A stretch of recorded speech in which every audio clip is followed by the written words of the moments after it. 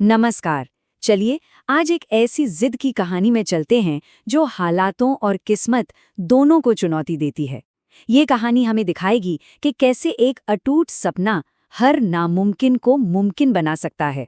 इस कहानी की शुरुआत एक ऐसे सवाल से होती है जिसे शायद हम सब ने कभी न कभी महसूस किया होगा।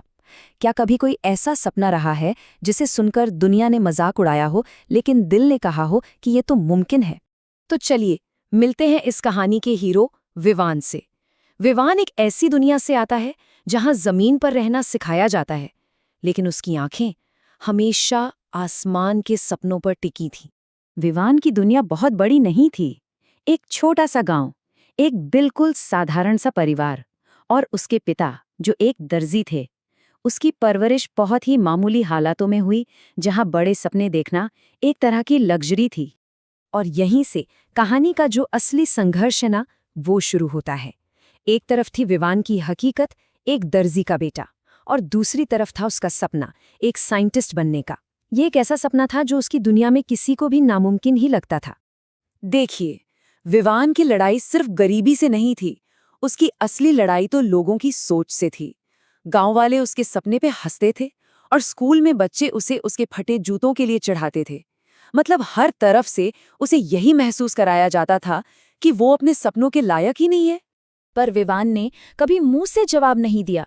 उसका जवाब खामोश था, लेकिन इरादों से भरा हुआ। हर रात वो आसमान में टिमटिमाते तारों को देखकर बस मन ही मन यही वादा करता था। तो वादा तो हो गया तारों से, लेकिन सवाल ये है कि उस वादे को पूरा करने का सफर कितना मुश्किल था। उसके रास्ते में सिर्फ लोगों के ताने ही नहीं, बल्कि असल जिंदगी की कठोर चुनौतियां भी थीं। उसकी पहली और सबसे बड़ी मुश्किल पता है क्या थी? अंधेरा।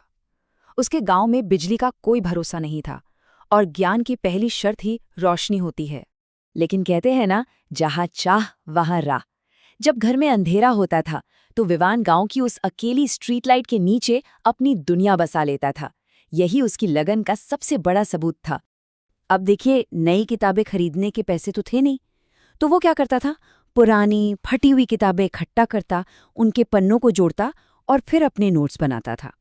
उसका हर एक पन्ना उसकी मेहनत की गवाही देता था।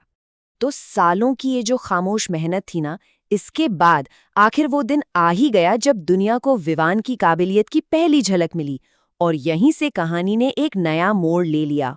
और वो झलक क्या थी? ये नतीजा। विवान पूरे जिले की परीक्षा में फर्स्ट आया था। ये सिर्फ एक रैंक नहीं थी, ये उन तमाम तानों और रातों के अंधेरे का करारा जवाब था। और फिर एक बड़ी मजेदार चीज हुई। जिन लोगों ने कभी उसका मजाक उड़ाया था ना, आज वही उसकी कामयाबी पर तालियां बजा रहे थे। इससे एक बात तो साबित होती है, सफलता में शक की हर आवाज को खामोश करने की ताकत होती है। तो जिले में टॉप करना, ये तो बस एक शुरुआत थी। असली सफर, तारों तक पहुंचने का सफर, वो तो अब शुरू होना था, और ये कहीं ज्यादा मुश्किल होने वाला था। ये जो टाइमलाइन है ना, ये उसके आगे के कई सालों की कहानी कहती है।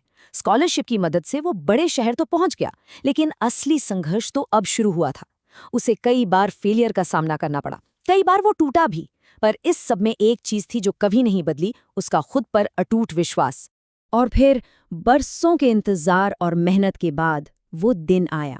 खबर आई कि विवान और उसकी टीम ने एक नया सैटेलाइट सफलतापूर्वक लॉन्च कर दिया है। वो लड़का जो कभी तारों से बातें करता था, आज सच में उन तक पहुंच गया था। और उस वक्त जब पूरा गांव उसे टीवी पर देख रहा था और उसके पिता की आंखों में गर्व के आंसू थे, विवान बस मुस्कुराया और मन ही मन में बोला, देखा, मैं हार नहीं मानूंगा। ये जीत की सबसे शांत लेकिन सबसे शक्तिशाली घोषणा थी। तो देखिए, विवान की ये कहानी सिर्फ एक इंसान की जीत की कहानी नहीं है, ये एक सबक है जो हम सबकी जिंदगी में काम आ सकता है। चलिए इस कहानी के सार को समझते हैं। तो आखिर इस कहानी से सीखने को क्या मिलता है? हो सकता है हालात छोटे हों, लोग मजाक भी उड़ाएं और रास्ता मुश्किलों से भरा हो, लेकिन अगर सपना सच्चा होना और मेहनत में कमी ना हो तो जीत पक्की है। ये एक ऐसा फॉर्मूला है जो कभी फेल नहीं होता। तो आखिर में विवान की कहानी बस एक ही मंत्र देती है, एक ऐसा मंत्र जो हर किसी को याद रखना चाहिए जब भी मुश्किलें सामने आए। हार नहीं मानूंगा।